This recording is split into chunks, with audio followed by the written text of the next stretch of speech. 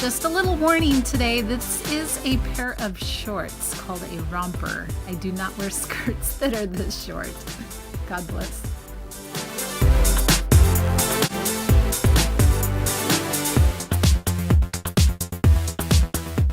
Hi guys, welcome to another episode of High Heel Hallelujah.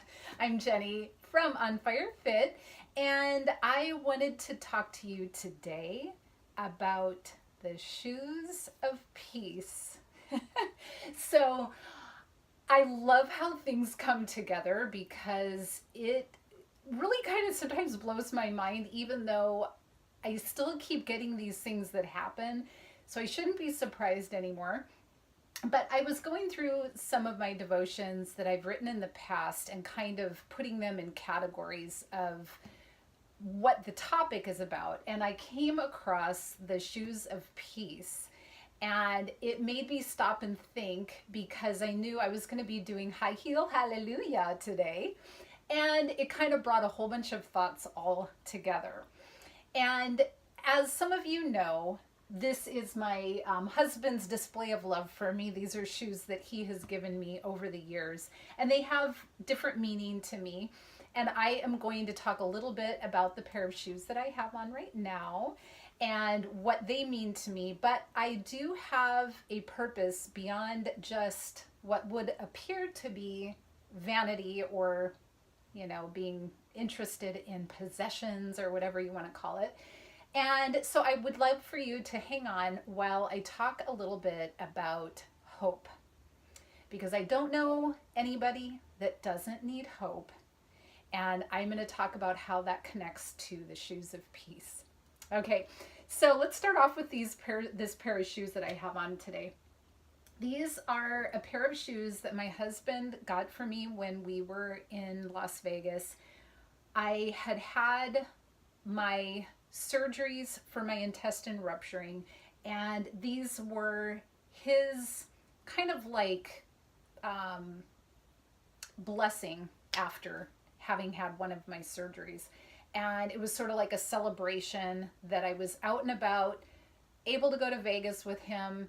And so he got these shoes for me. And it's just sweet because he is so thoughtful, and it's his way of showing love. So I love it, I accept it, and I'm grateful for it. But it came as a result of having had surgery. Doesn't seem like a good thing at the time, right? I mean, nobody knows what is going on when you're in the middle of a battle or a middle of a major trial or a crisis or something bad that's going on. And sometimes you have maybe not much hope, and yet God always provides hope and always gives us something to hold on to.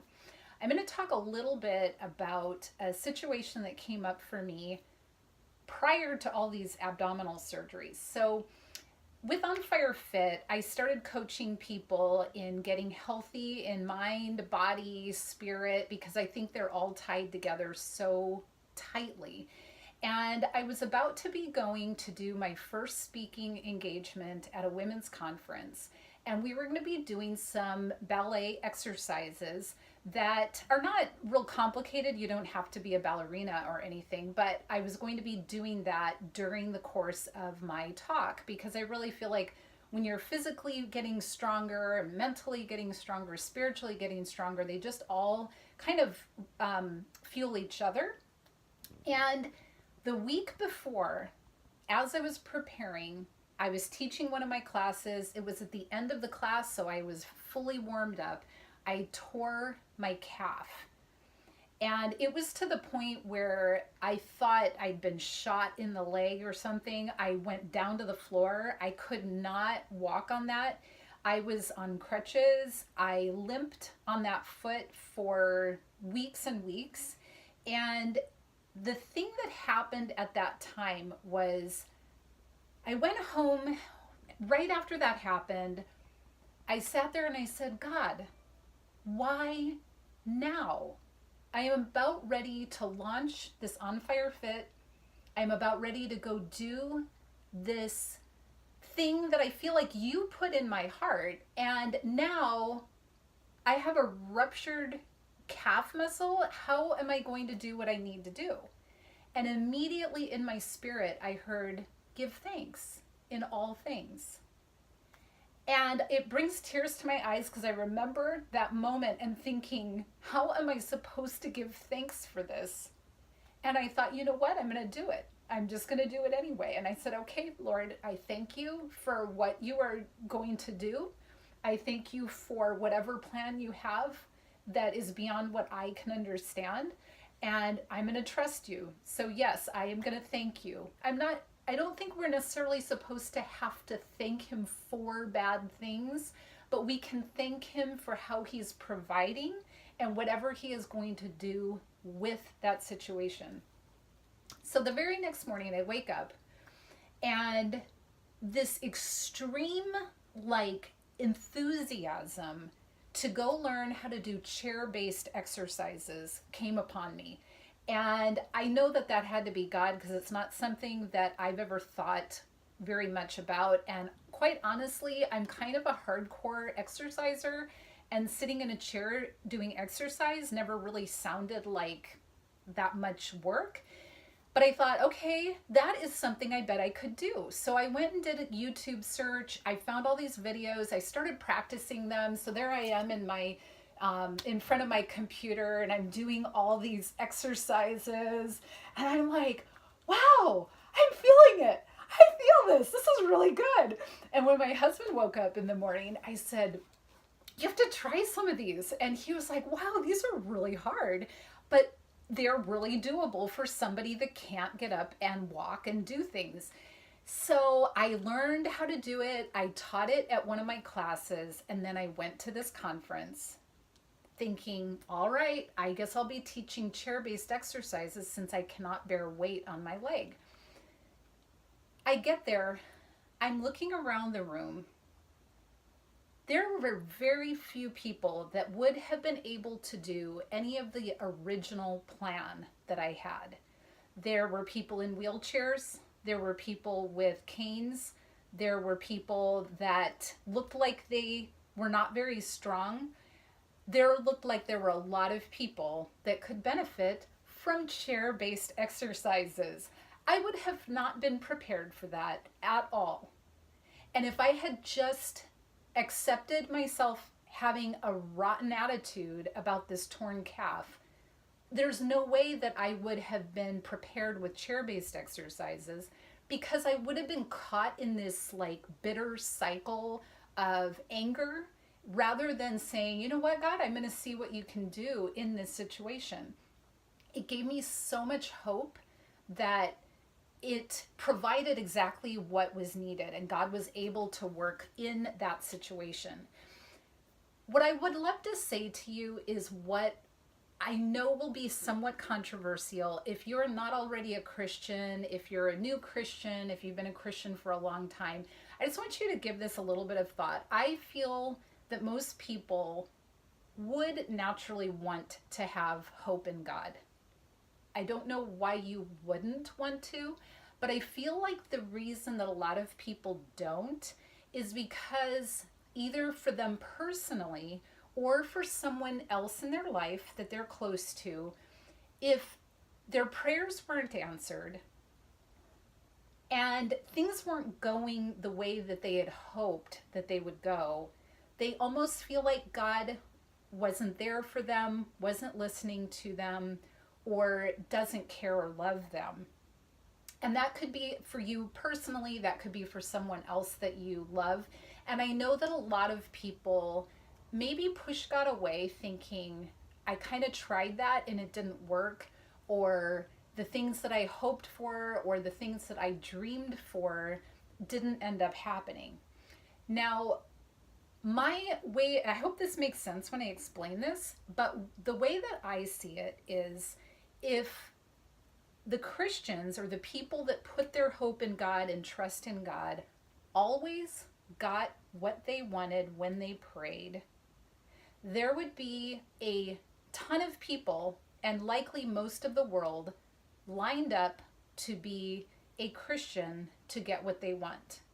and to get what they think they need, because it would be the insurance policy. As long as you believe in God, you get everything you want. Who wouldn't sign up for that? But if you think about it, even though we are human and we can't completely understand God, and he'll always have ways that we don't understand, even from the standpoint of a human, would you want somebody to love you because of what you are giving to them? Or do you want them to love you because of who you are? I think we can all understand in human relationships that we don't want people that just want stuff from us. We want somebody that cares about us, all of our personality. And so I feel that if you have turned away from God or you've pushed him back, a lot of times it's because you've lost some amount of hope, but that your hope was built on the wrong thing. It was built on what you can get out of God instead of seeing who God is and how he works. And he works in bad situations to make them good. But we have to partner. We have to not only see him working, we have to have the attitude that looks for that. Because if we don't, we can just look at our entire life of all the negatives and say, look at all that went wrong and where God wasn't. Or we can look at all the benefits and the beautiful things that have come out of those situations and say, look at how God has provided. Look at how he has grown my strength and my faith. Look at all the blessings that he has brought. They might not be what I intended or thought they should look like, but they're still good. And you can talk to people that have all kinds of ailments. They're paraplegic, quadriplegic, and they have this hope and beautiful passion and love for God, and they didn't get exactly what they wanted. So how do people explain that? And I believe it's because when we see God in our lives, in the things that don't always go the way we think, and we can recognize how he has answered our prayers in other ways, it changes everything about your attitude and your outlook. And because of that, I believe it brings peace. You can trust that no matter what's going to happen later today, whatever is going to happen tomorrow, whether it's good or bad, that God can make good out of it. God is going to grow you and strengthen you. And because of his great love for us, he will always do what is best for us. We can rely on that and trust in that.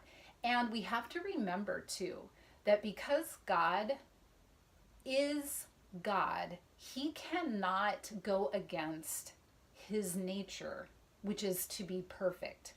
So every choice, every decision, everything he does comes out of that. He cannot go against himself like humans can and break promises. When he makes a promise, he has to fulfill it in order to continue being God. I hope that makes sense. So we rely on that and knowing that he loved us enough to send his son, which I don't know any mother who would be okay, or father that would be okay seeing their child on the cross for a bunch of miserable people that don't show gratitude or love. But his great compassion and love for us allowed him to do that, to save us. So when we come from the standpoint of knowing that we have a God that loves us like that, we can have hope. We can know that in bad things he's working. We can know that the blessings that come are from him. And that allows us to have the shoes of peace. So there's a part in the Bible that says, beautiful are the feet of those who bring good news. And I just wanted to share with you good news, because this is the best news. This can change your life if you are willing to look at it from this standpoint. And the shoes of peace actually comes from a part of the Bible called the armor of God. And God gave us various pieces of armor, faith, and a helmet of salvation. and all different kinds of tools to protect us and also help us to fight the battles of this life, which are going to be all these negative things that come. As long as we're on this side of heaven, sin is part of the world. We're going to be a part of that too. We are needing to always put on that armor so that we can face the things that we are going to face no matter what until we die. And so the shoes of peace, I'm going to read to you from my study here that it says, for shoes, put on the peace that comes from the good news so that you will be fully prepared. And that comes from Ephesians 6:15. And the author that I had read a devotion on that I referenced earlier today, Thanksgiving activates peace. So remember when I tore my calf and I was giving thanks, even though it didn't feel like the right time to give thanks, it did bring a peace upon me, and it allowed me to become active in the situation that next morning. Trust fuels thanksgiving. So how was I able to give thanks in that situation when I tore my calf? The only way that happened was because I trusted that God wanted me to, that it says so in the Bible, and that with that trust, I was able to give thanks knowing that God would provide an answer for me and that there would be something good that he could make come of it. So for you, I just hope and pray that as you look at your life, look at your situation you're going through, look at the trials you've been through and the things that will maybe be facing you as you go in this day, that you wouldn't give up hope, that you would know that God works all things for good, that you would put on the shoes of peace that make you ready to be active and thankful and filled with hope. So until the next time when we do another high heel hallelujah, I am so glad that you were here with me today, and I just pray that you'll be blessed. Thanks so much for watching. I'd love it if you would subscribe or follow.